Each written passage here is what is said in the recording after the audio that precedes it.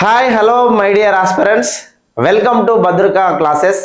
This is Praveen, Indian Polity faculty. మన Bhadruka online classes ద్వారా మనకు పాలిటీకి సంబంధించినటువంటి పూర్తి స్థాయి కంటెంట్ ఇవ్వడం జరిగింది. ప్రతి టాపిక్లో మీకు కరెంటు పాలిటీకి సంబంధించిన ఇష్యూస్ కానీ, పాలిటీకి సంబంధించినటువంటి అప్డేట్స్ కానీ, ప్రీవియస్లో అడిగినటువంటి క్వశ్చన్స్ని కలుపుకోవడం కానీ ప్రతి పాయింట్ మీకు అందించామండి. ఈ భద్రుక క్లాసెస్ ద్వారా వస్తున్నటువంటి ప్రతి వీడియో మీకు group 1, group 2, SI, constable, central and state సర్వీస్కి సంబంధించి, అదేవిధంగా కరెంట్ పాలిటీకి సంబంధించి, కరెంట్ అఫైర్స్లో ఎక్కువగా పాలిటీకి సంబంధించిన కంటెంట్స్ కూడా ఉంటాయి. ప్రతిదీ మీకు అందించడానికి భద్రుక ఆన్లైన్ క్లాసెస్ నుంచి నేను మీ ప్రవీణ్ సార్ ముందుకు రావడం అనేది జరుగుతుంది. ఈ భద్రుక క్లాసెస్ ద్వారా మనకు ఓన్లీ కంటెంట్ మాత్రమే కాకుండా ప్రశ్నలతో పాఠము అనేటువంటి అంశాన్ని కూడా మేము తీసుకున్నామండి.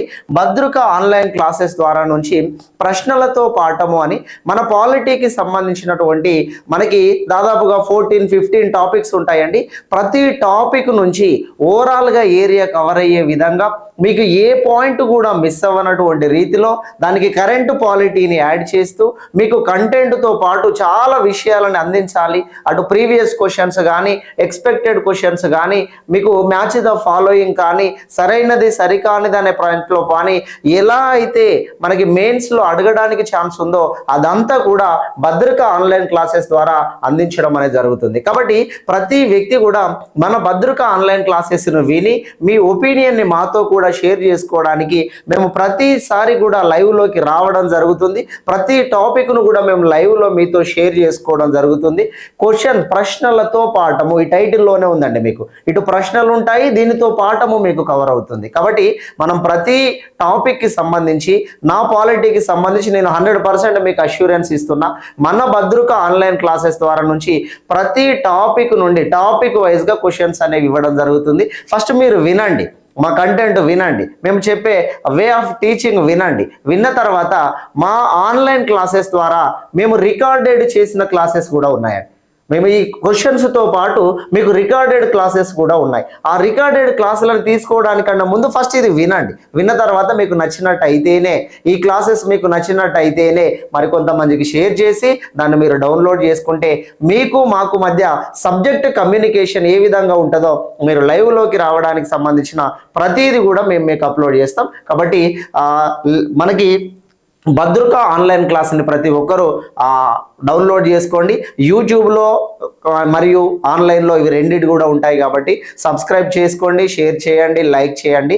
భద్రుక ఆన్లైన్ క్లాసెస్ ద్వారా త్వరలో మీ ముందుకి చాలా రకాల ప్రశ్నలతో పాఠము అనేటువంటి కంటెంట్ని మనం ఆల్రెడీ ఇక్కడ మీకు ఫ్రేమింగ్ కనబడుతుంది. ప్రశ్నలతో పాఠము అనేది ఫస్ట్ మనకి తెలంగాణ కల్చర్తో స్టార్ట్ చేశాము. క్రమక్రమంగా మీరు ఏ సర్వీస్కి ప్రిపేర్ అయినా దానిలో నుండి అన్ని రకాల సబ్జెక్టులను ఇవ్వడానికి ముందుకు వస్తాం. Right, thank you very much. Thank you. Indian polity సబ్జెక్ట్లో భాగంగా మనకి రాష్ట్ర ప్రభుత్వంలో రాష్ట్ర శాసన శాఖ టాపిక్ వరకు మనం డిస్కషన్ చేసాం. దాని తర్వాతకి కంటిన్యూషన్ టాపిక్ రాష్ట్ర హైకోర్టు గురించి చూద్దాం. ప్రీవియస్లో మనకి రాష్ట్ర శాసన శాఖ ఎమ్మెల్యే, ఎమ్మెల్సీ వారి యొక్క పదవీ కాలాలు, వారి యొక్క అర్హతలు, ఎవరు ఎన్నుకుంటారు, ఎవరు నియమిస్తారు, మనకి తెలంగాణలో కానీ ఏపీలో కానీ మనకి ప్రజెంట్ స్పీకర్గా, ప్రజెంట్ చైర్మన్గా ఎవరున్నారు, ఇదంతా కూడా మనం డిస్కషన్ చేస్తాం. దాని తర్వాతకి నెక్స్ట్ కంటిన్యూషన్లో హైకోర్టు టాపిక్ మనం చూడబోతున్నాం.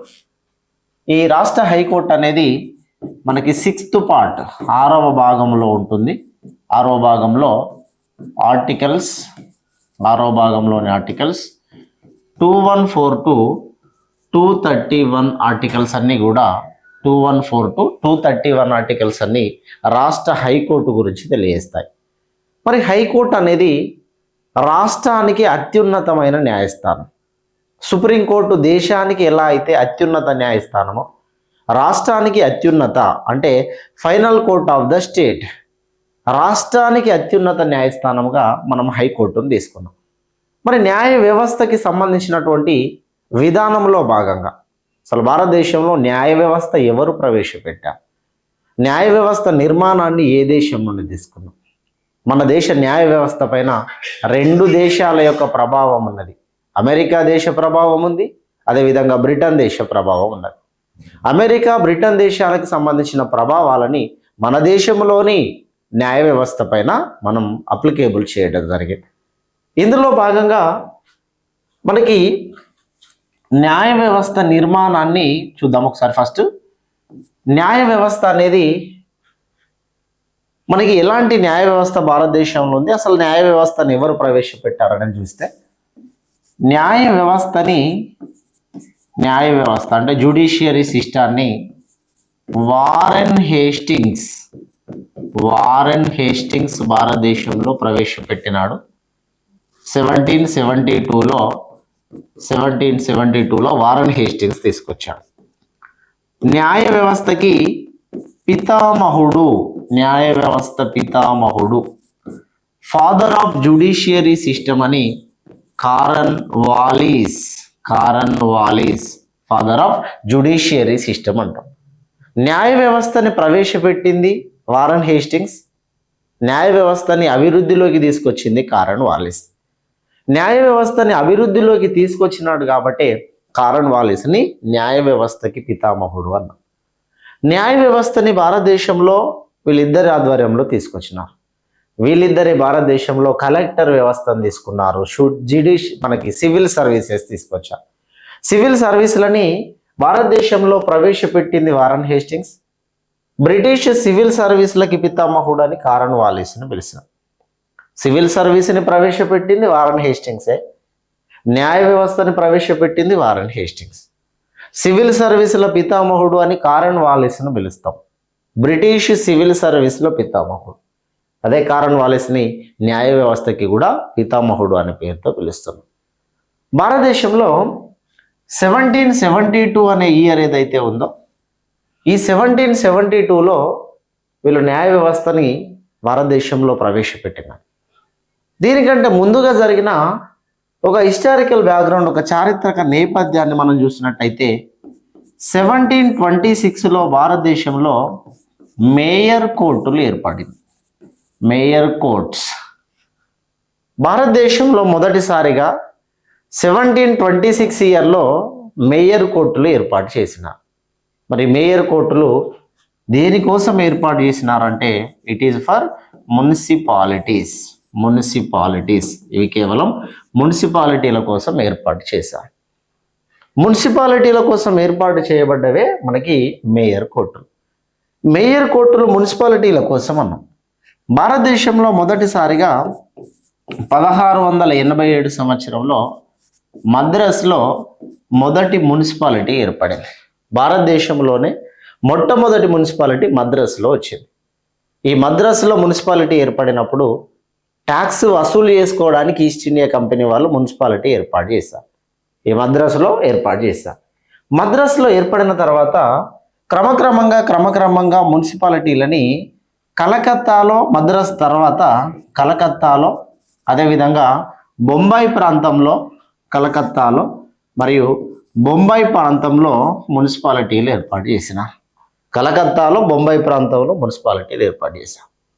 అయితే మున్సిపాలిటీలు ఏర్పాటు చేసినాక ఈ మున్సిపాలిటీల మధ్య ఏదైనా వివాదం జరిగినప్పుడు, మున్సిపాలిటీలలో ఏమైనా కాంట్రవర్సీస్ జరిగినప్పుడు దానిని పరిష్కరించడం కోసం అని చెప్పేసి 1726లో భారతదేశంలో మేయర్ కోర్టులు వచ్చినాయి. కేవలం మున్సిపాలిటీ వివాదాలని పరిష్కరించడానికి భారతదేశంలో ఏర్పడిన కోర్టులనే మనం మేయర్ కోర్టులు అన్నాం. ఈ మేయర్ కోర్టులని క్రమక్రమంగా సుప్రీంకోర్టుగా మనం మార్చినాం. 1773 యాక్ట్ ప్రకారం 1773 మనకి రెగ్యులేటింగ్ 1773 యాక్ట్ ప్రకారం 1774లో భారతదేశంలో మొదటిసారిగా సుప్రీంకోర్టు అనేది ఏర్పడింది. ఈ సుప్రీంకోర్టు ఏర్పడింది కలకత్తాలోని